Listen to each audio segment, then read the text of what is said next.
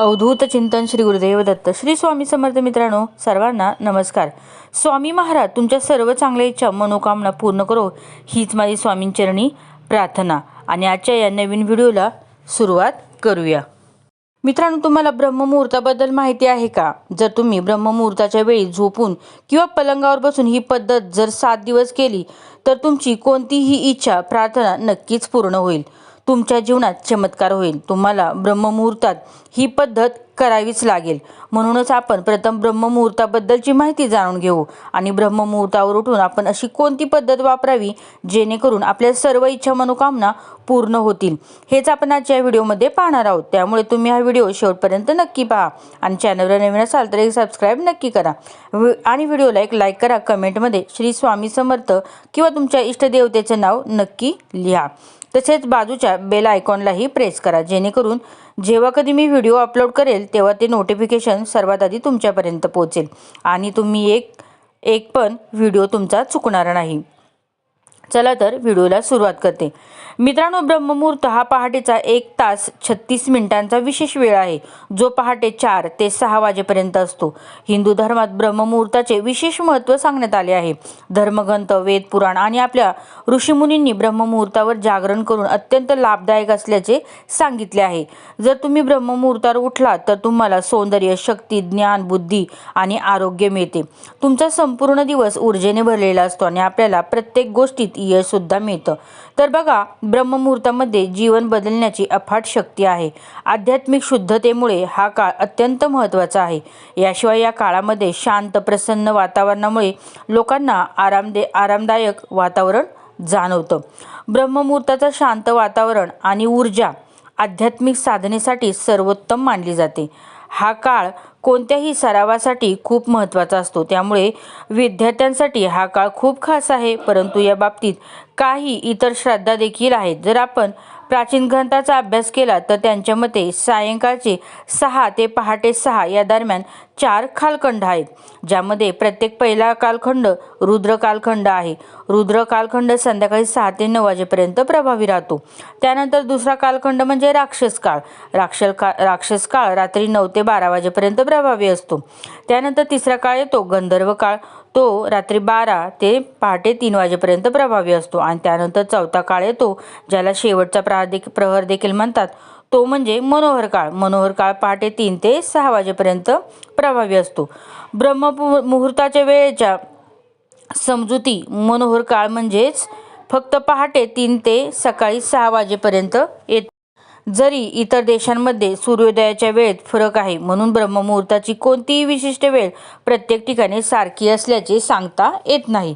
परंतु जर तुम्ही मनोहर काळ दरम्यान कोणत्याही वेळी लवकर उठलात, म्हणजेच पहाटे 3 ते 6 वाजेपर्यंत जी वेळ आहे, अमृत वेळ म्हणजेच ब्रह्ममुहूर्ताची वेळ बांधली जाते. तर आपण ब्रह्ममुहूर्ताचा जर विचार केला तर आपला शब्दशः अर्थ समजून घेण्याचा प्रयत्न केला तर ब्रह्म म्हणजे देव, देव म्हणजेच क्रिएटिव्ह निर्माता आणि देव आणि मुहूर्त म्हणजेच काळ, ज्या काळात आपण ज्ञान समजून घेण्याचा प्रयत्न करतो, म्हणजेच ज्ञान समजून घेण्याचा काळ, याला ब्रह्ममुहूर्त असं देखील म्हणतात. आपल्या शास्त्रामध्ये ब्रह्ममुहूर्ताची खूप महत्त्वाची चर्चा झाली आहे. ब्रह्ममुहूर्तात विश्व आणि दैवी शक्ती वातावरणात फिरत राहतात आणि जर तुम्ही या काळात अचानक जागे झालात तर याचा अर्थ असा की दैवी ऊर्जा तुमच्याशी संपर्क साधू इच्छिते. म्हणून जेव्हा तुम्ही या काळात जागे व्हाल आणि ध्यानासारखे शुभ कार्य कराल तेव्हा तुमचे शरीर ऊर्जेने भरलेले असेल. यावेळी वाहणाऱ्या हवेला अमृत वायू असं म्हणतात, कारण सर्व प्रदूषण आणि दूषित हवा निघून जाते आणि ऑक्सिजनच्या स्वरूपात वातावरणात उपस्थित राहते. आणि रात्री धुके पडल्यामुळे त्यामुळे वातावरणात दिवसाच्या तुलनेत खूपच थंड आणि आल्हाददायक राहतं. यामुळे वातावरण पूर्णपणे शांत देखील असतं आणि यावेळी जाग झाल्यामुळे आपल्या मेंदूच्या सर्व क्रिया देखील पूर्णपणे शांत होतात. म्हणून जर तुम्ही यावेळेत अभ्यास केला, कोणतंही नियोजन केलं, मुलाखत घेतली किंवा ध्यान केलं तर तुम्हाला त्याचा खूप चांगला फायदा देखील होतो. आणि तुम्ही आता ही म्हण ऐकली असेल की लवकर झोपणे आणि लवकर उठणे ही यशाची पहिली पायरी आहे. तर हो, म्हणून तर म्हटलं जातं की यशस्वी व्हायचं असेल ना तर ब्रह्ममुहूर्तावरच उठण्याला सुरुवात करा. मित्रांनो, मग फरक बघा, यामुळे तुम्हाला बघा खूप यश मिळेल. खरं तर प्राचीन काळात वीज नव्हती, म्हणून प्रकाश नसताना लोक सूर्यास्तानंतर झोपायचे आणि सूर्योदयापूर्वी म्हणजेच ब्रह्ममुहूर्तावर उठायचे. हे निसर्गाशी सुसंगत आहे. त्यांनी चालण्याची एक पद्धत विकसित केली होती. म्हणून जो कोणी निसर्गाच्या सुसंगतेपणे चालतो तो नेहमीच निरोगी राहतो. आणि असेही दिसून आले आहे की सकाळी लवकर उठणारे लोक इतरांपेक्षा निरोगी राहतात आणि बहुतेक वेळा रात्रीच्या शिफ्टमध्ये काम करणाऱ्या आरोग्याशी संबंधित समस्यांना तोंड द्यावंच लागतं. याचा अर्थ असा की जर तुम्ही निसर्गाशी सुसंगतपणे चाललात ना तरच आपण निरोगी राहू शकतो. परंतु जर आपण निसर्गाच्या विरुद्ध चालायला सुरुवात केली तर आपल्या शारीरिक आणि मानसिक समस्यांना आपल्याला तोंड द्यावं लागेल. तर आत्तापर्यंत तुम्हाला ब्रह्ममुहूर्त म्हणजे काय आणि त्याचं महत्त्व काय आहे हे समजलंच असेल. तर आता आपण पाहणार आहोत ध्यान पद्धतबद्दल बोलणार आहोत. तर सर्वांना माहिती आहे की सकाळची वेळ ही ध्यानासाठी सर्वोत्तम वेळ मानली जाते. म्हणून आज आपण अशा ध्यान पद्धतीबद्दल बोलू जे विशेषतः ब्रह्ममुहूर्तावर केलं जातं. तर ही पद्धत काय आहे बघा. तुम्ही ही पद्धत 7 दिवस सतत फक्त 10 मिनटं दररोज केली ना तर यात सर्वात 7 दिवसातच तुम्हाला या पद्धतीने फळ मिळू लागेल. हे विशेषतः तुमच्या कोणत्याही इच्छा किंवा तुमच्या कोणत्याही प्रार्थनेसाठी आहे जे तुम्ही पूर्ण करू इच्छिता. त्यासाठी या पद्धतीबद्दल पूर्णपणे बोलण्यापूर्वी थोडी सावधगिरी बाळगणं महत्त्वाचं देखील आहे. जसं की ज्यांना हृदयाशी संबंधित समस्या आहेत, हृदयाशी संबंधित कोणताही आजार आहे किंवा ज्यांना रक्तदाबाची समस्या आहे त्यांनी ही पद्धत वापरू नका, कारण या पद्धतीत आपल्याला आपला श्वास रोखून ठेवावा लागतो. आता आपण ते कसं करायचं ते जाणून घेऊया. ही एक अतिशय चमत्कारिक पद्धत आहे आणि त्याचे परिणाम खूप लवकर मिळतात. याचं कारण असं की या पद्धतीत आपण आपले लक्ष केंद्रित करतो. आपण ते आपल्या अग्निचक्रावर ठेवतो आणि अग्निचक्र हे असं चक्र आहे जे आपल्या संकल्पाचे स्थान आहे. जर आपण या चक्रावर लक्ष केंद्रित करून प्रार्थना केली किंवा संकल्प पुन्हा केला तर तो संकल्प किंवा प्रार्थना लवकर पूर्ण येते, कारण हे या चक्राचे कार्यक्षेत्र आहे. आपण त्यालाच संकल्प चक्र देखील म्हणतो. म्हणूनच या चक्रावर ध्यान केल्याने आपले संकल्प पूर्ण होतात. जसे आपण कोणताही आदेश दिला तर तो आदेश पूर्ण होतो. त्याचप्रमाणे सर्वप्रथम तुम्ही तुमची एक इच्छा घ्या. जसे की अशी कोणती इच्छा असेल जी तुम्हाला पूर्ण करायची असेल तर स्पष्टपणे ठरवा की ही माझी इच्छा आहे, ती पूर्ण झाली पाहिजे. कारण त्या इच्छा पूर्ण करण्यासाठी तुम्हाला ही ध्यान पद्धत 7 दिवस सराव करायचा आहे. म्हणून सर्वप्रथम तुम्ही तुमची एक इच्छा निश्चित करावी. ते करा आणि मग ध्यान सुरू करा. सर्वप्रथम तुम्ही सकाळी लवकर उठाल, म्हणजेच कोणत्याही ब्रह्ममुहूर्ताच्या वेळी, आणि उठल्यानंतर तुम्ही फ्रेश होऊन आंघोळ केली तरी चांगलं होईल. अन्यथा तुम्ही तुमचा चेहरा आणि हात व्यवस्थित स्वच्छ धुतले तरी ठीक होईल. आणि त्यानंतर तुम्ही तुमच्या घरातील, मंदिरातील, पूजास्थळी किंवा तुमच्या ध्यान कक्षात जाऊन बसावं. लक्षात ठेवा की जी जागा आहे ती अशी असावी जिथून बाहेरून प्राण हवा म्हणजेच तुमच्या खोलीत हवा येते किंवा ऊन येते, कारण आपण ही पद्धत सकाळी ब्रह्ममुहूर्तावर करतो. म्हणून यावेळी तुम्हाला शुद्ध प्राण हवेची आवश्यकता असते. म्हणून तुम्हाला अशा ठिकाणी बसावे लागेल जिथे ताजी हवा तुमच्या खोलीत येत राहील.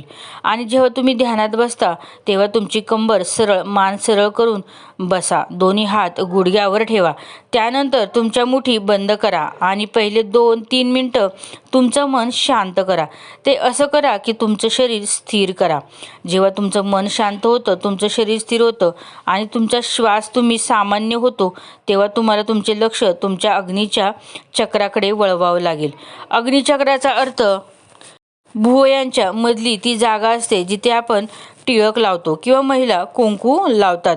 तुम्ही तुमची संकल्पना आणि तुमचे लक्ष त्या जागेवर आणाल आणि तुम्ही तुमचं लक्ष संपूर्ण वेळ तिथेच ठेवाल. आता तुम्हाला तुमच्या मानसिक डोळ्यांनी या जागेचा सतत अनुभव घ्यायचा आहे. जेव्हा तुम्ही तुमची मानसिक डोळ्यांनी या जागेचा अनुभव घेत राहाल तेव्हा तुम्ही तुमचे लक्ष केंद्रित येथेच ठेवाल. मग तुम्ही एक दीर्घ श्वास घ्याल आणि दीर्घ श्वास घेतल्यानंतर तुम्ही तो आत धराल.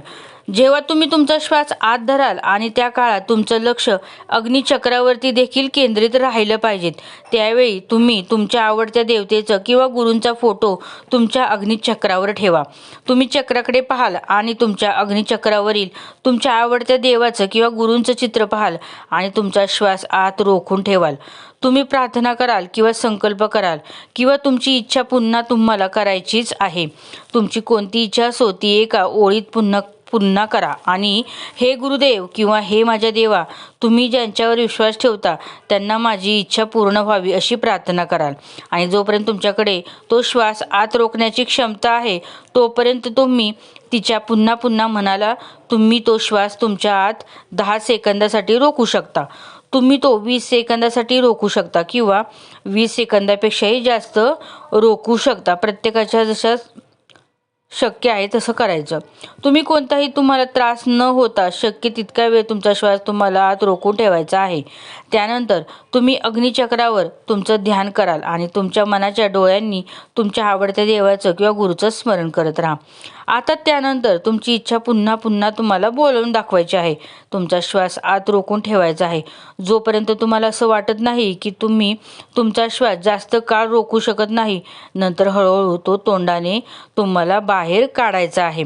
लक्षात ठेवा की तुम्हाला तुमचा श्वास नाकातून आत घ्यायचा आहे आणि तोंडातून बाहेर काढायचा आहे. ही पद्धत करायची आहे.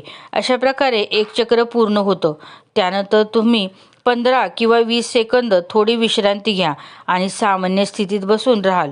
विश्रांती घेतल्यानंतर लगेच दुसरं चक्र सुरू करा. म्हणजे तुम्हाला परत एकदा दीर्घ श्वास घ्यायचा आहे.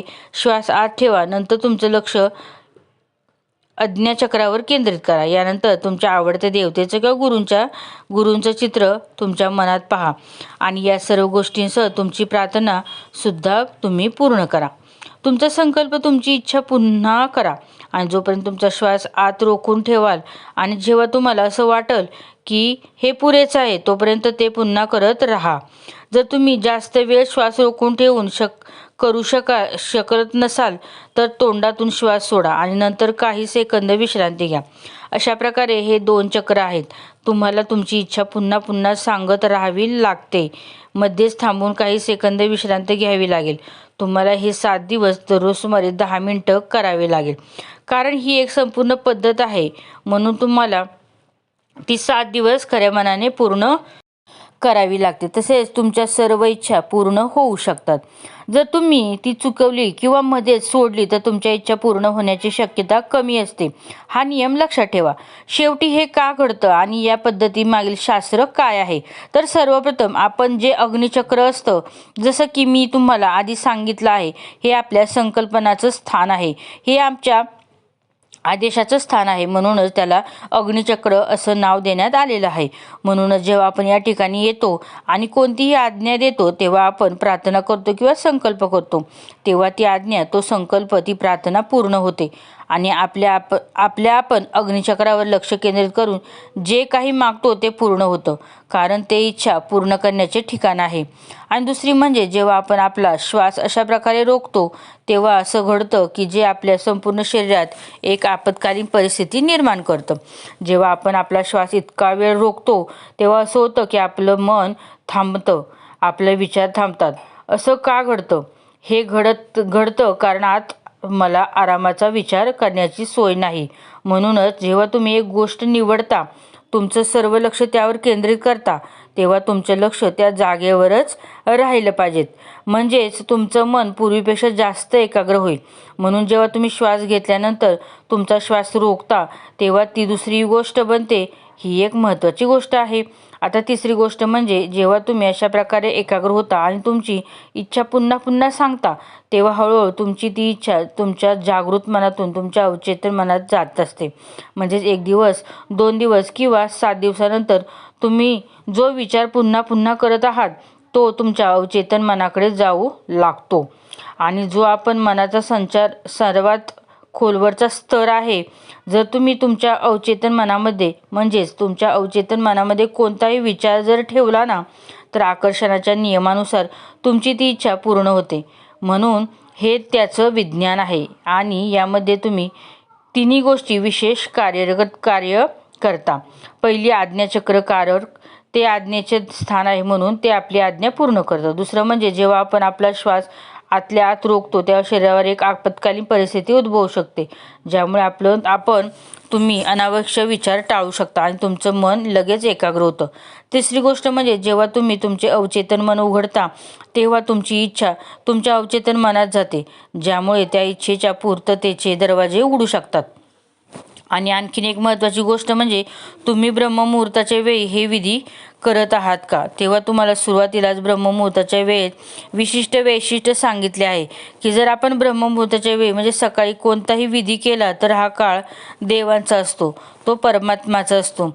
म्हणून या काळात जर तुम्ही तुमच्या शुद्ध मनाने प्रार्थना केली तर ती प्रार्थना नक्कीच ऐकावीच लागते. तर आपण तुम्हाला पूर्णपणे समजलं असेल की जर तुम्ही एखाद्या संकटात अडकला असाल तर तुम्हाला त्या संकटातून बाहेर पडायचं असेल तर संकटातून बाहेर पडण्यासाठी तुम्ही अशा प्रकारे ध्यान किंवा पूजा करू शकता. मित्रांनो, व्हिडिओ आवडला असेल, ब्रह्ममुहूर्ताबद्दल तुम्हाला काही जर एक्स्ट्रा माहिती जर हवी असेल तर नक्की कमेंट करा. व्हिडिओ आवडल्यास नक्की लाईक करा. कमेंटमध्ये श्री स्वामी समर्थ नक्की टाईप करा.